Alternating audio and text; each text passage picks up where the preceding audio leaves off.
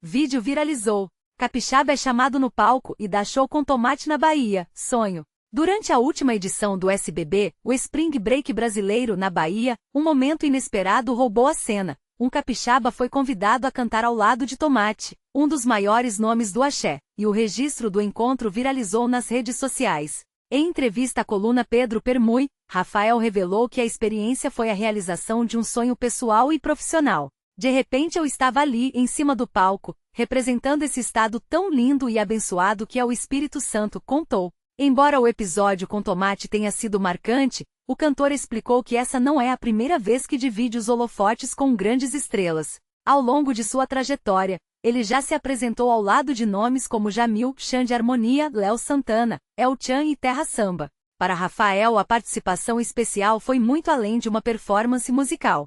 Mais do que uma apresentação, foi a celebração de uma história construída com amor, dedicação e paixão pela música, concluiu o artista. E agora que a gente já sabe desse momento mágico que rolou no Spring Break brasileiro, eu queria parar um pouco para analisar o que está por trás dessa história, porque, para quem vê o vídeo rápido no feed, parece só uma sorte grande de um fã que subiu ao palco, mas na verdade, esse Rafael que a gente está vendo aí, e que já tem um caminho percorrido, é o reflexo de muita gente que batalha no cenário independente brasileiro. Quando a gente fala do Rafael, o capixaba que se destacou ao lado do Tomate, a gente não está falando de um aventureiro, mas de alguém que tem construído uma trajetória sólida dentro do axé music, um gênero que, convenhamos, exige um fôlego absurdo e uma presença de palco que poucos conseguem sustentar por muito tempo.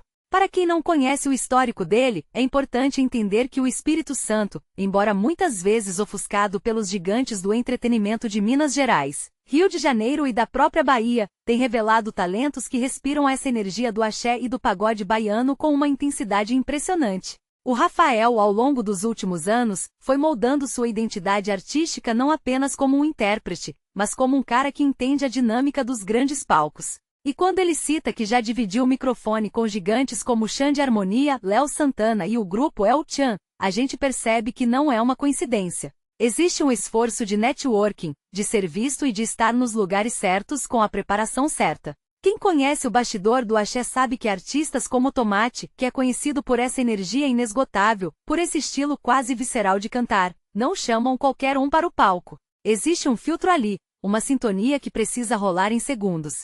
O Tomate, que a gente sabe que teve toda aquela ascensão meteórica lá atrás com a banda Rapazola, quando substituiu Levi Lima e conquistou o Brasil com o hit Coração, sempre foi um artista que quebra o protocolo. Ele é imprevisível, e é justamente essa imprevisibilidade que faz com que momentos como esse viralizem, porque o público sente que aquilo ali é real, que não foi ensaiado, que foi uma faísca que acendeu na hora.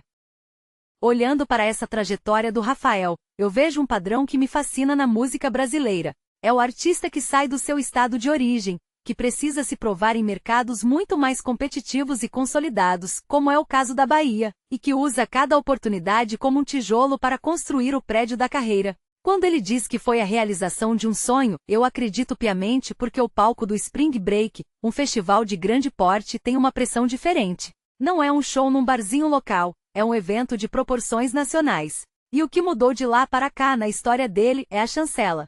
Quando você divide o palco com um ídolo, você ganha uma autoridade perante o seu público. Isso muda a percepção de quem te contrata, de quem te ouve, porque, querendo ou não, o mercado de entretenimento ainda é muito pautado pelo reconhecimento dos pares. Se o Tomate te deu o microfone, você passou no teste de qualidade daquela cena. Eu, particularmente, acho que a gente vive um momento muito interessante na televisão e nas redes sociais, onde a fronteira entre o fã e o artista está cada vez mais tênue, mas a técnica continua sendo o que separa os amadores dos profissionais. O que me chama a atenção na fala do Rafael é a humildade com que ele descreve o momento, reconhecendo que não é a primeira vez, mas tratando como se fosse a mais especial. Isso é postura de quem entende o jogo. A gente já viu muita gente estourar por um vídeo viral e desaparecer meses depois, mas o pessoal que vem da escola do axé, que sabe a lida que é puxar um trio, que sabe o que é cantar para milhares de pessoas sob um sol escaldante, esse pessoal tem uma resiliência diferente. E essa correlação com o passado dele, com todas essas participações anteriores, mostra que ele não pulou etapas. Ele foi abrindo portas, ganhando o respeito do Léo Santana, do pessoal do Terra Samba, nomes que são verdadeiras instituições da nossa música. Sobre o cenário da música brasileira atual, A minha visão é que falta um pouco mais dessa valorização do ao vivo puro, como a gente viu nesse vídeo. Hoje em dia tudo é muito editado, muito produzido, muito focado na métrica do algoritmo. Ver um capixaba subindo no palco, pegando o microfone e entregando uma performance que convence o público ali na hora, sem artifícios de pós-produção, é um respiro. Isso mostra que a essência do entretenimento ainda é a conexão humana. O Tomate, por sua vez, é um artista que sempre soube transitar entre o pop e o axé raiz, e ter alguém que consegue acompanhá-lo no mesmo nível de entrega é um elogio a quem o acompanha. Eu fico pensando em quantos outros artistas, em cada canto desse Brasil, estão esperando esse mesmo momento, essa mesma oportunidade. A diferença, a meu ver, está justamente na prontidão. O Rafael estava pronto. Ele não estava ali só para assistir. Ele estava ali com o repertório na ponta da língua, com a energia alinhada, com a prontidão que a indústria exige. E isso me faz refletir sobre a importância de a gente valorizar esses talentos regionais.